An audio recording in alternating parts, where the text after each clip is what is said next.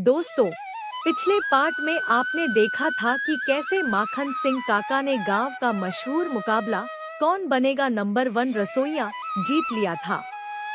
न सिर्फ जीता बल्कि अपने दिल की बधाई दिखाकर बलवंत को माफ करके उसके साथ बैठकर राजमा चावल भी खाए। आज की कहानी में देखते हैं, जब ईमानदारी और लालच आमने सामने आते हैं तब क्या होता है।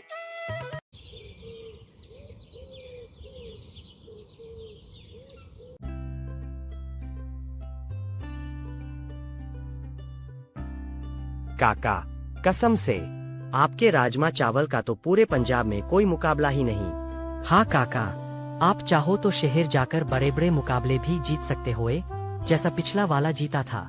अरे पुत्रों, मैं राजमा चावल को इनाम जीतने के लिए नहीं बनाता। मैं तो बस इतना चाहता हूँ कि पेट भरे लोग मुस्कुराएं और गांव का कोई भी आदमी, चाहे गरीब हो या अमीर, भूखा न रहे। काका के ढाबे का खाना सिर्फ स्वादिष्ट ही नहीं बल्कि इतना सस्ता था कि एक मजदूर भी दिन भर की थकान के बाद गरम राजमा चावल खाकर सुकून से सो सकता था।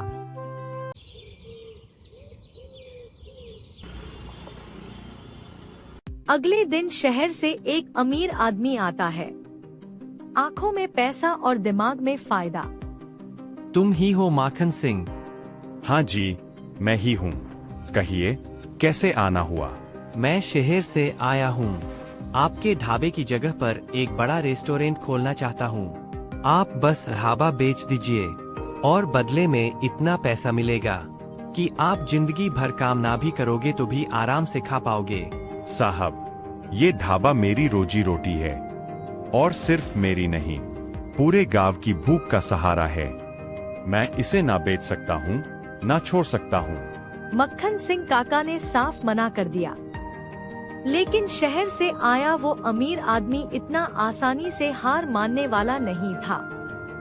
उसकी आंखों में लालच था और दिमाग में चांद। अरे काका, जरा सोचिए, कब तक ऐसे धुएं में खड़े होकर काम करोगे?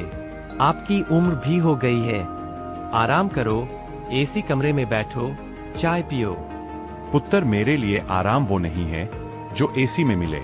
मेरे लिए आराम वो है जो किसी भूखे के पेट भरने से मिलता है। वाह, बहुत बढ़िया डायलॉग मारते हो काका। लेकिन डायलॉग से पेट नहीं भरता, पैसे से भरता है।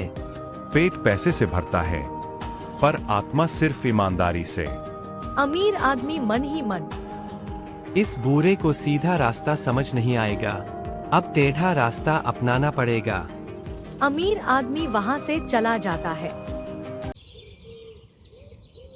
अगले दिन वही अमीर आदमी गांव में इधर उधर घूमने लगा।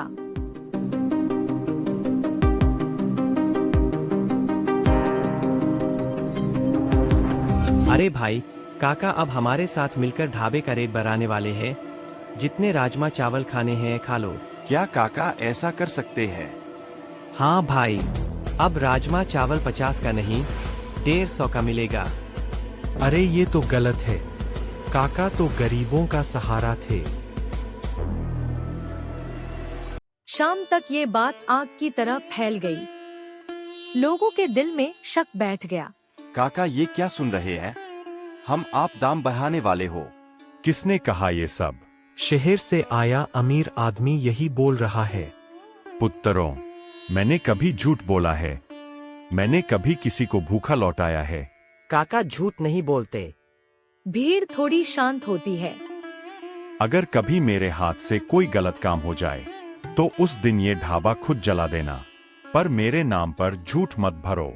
लोगों की आंखें भर आईं, पर दूर खड़ा अमीर आदमी देख रहा था।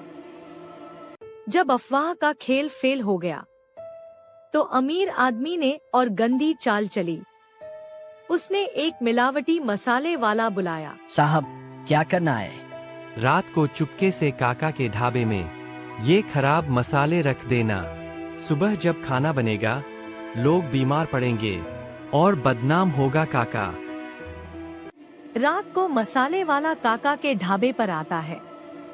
ये मसाले जल्दी जल्दी यहाँ रख देता हूँ। सुबह जब राजमा चावल बनेंगे तो होगा खेल शुरू। उसी पल वहाँ से एक आदमी गुजरता है। अरे ये क्या कर रहे हो? भाग जा, नहीं तो। नहीं तो क्या?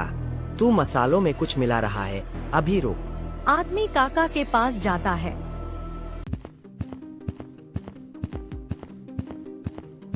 काका जल्दी चलो, ढाबे में एक आदमी मसालों में कुछ मिला रहा है। काका, गांव वाले और सरपंच सब ढाबे पर पहुंचते हैं। ये क्या है? ये मेरे ढाबे में किसने रखे? तभी बच्चे की नजर मसाले वाले पर पड़ी जो भाग रहा था।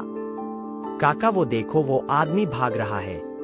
तभी आगे से गांव वाले उसे पकड़ लेते हैं। मुझे माफ कर दो, ये सब शहर वाले साहब ने करवाया।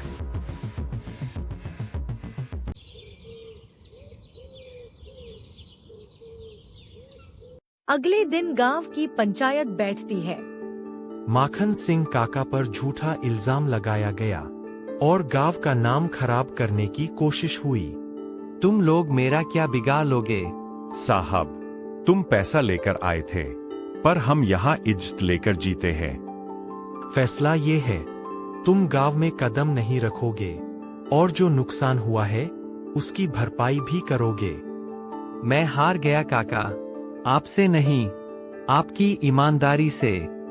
हार जीत छोड़ो साहब, बस इतना सीख लो, लालच पेट भर सकता है पर दिल कभी नहीं। उसी शाम काका ने पूरे गांव के लिए फ्री राजमा चावल का लंगर लगाया। काका, आज तो मजा आ गया। ओए पुत्र, आज नहीं, जब तक सांस है तब तक ढाबा भी चलेगा और भूखा कोई नहीं सोएगा। दोस्तों, इस कहानी से हमें ये सीख मिलती है, पैसा बड़ी चीज है, लेकिन ईमानदारी उससे भी बड़ी। जहाँ लालच हार जाता है, वहीं सच्चाई जीत जाती है।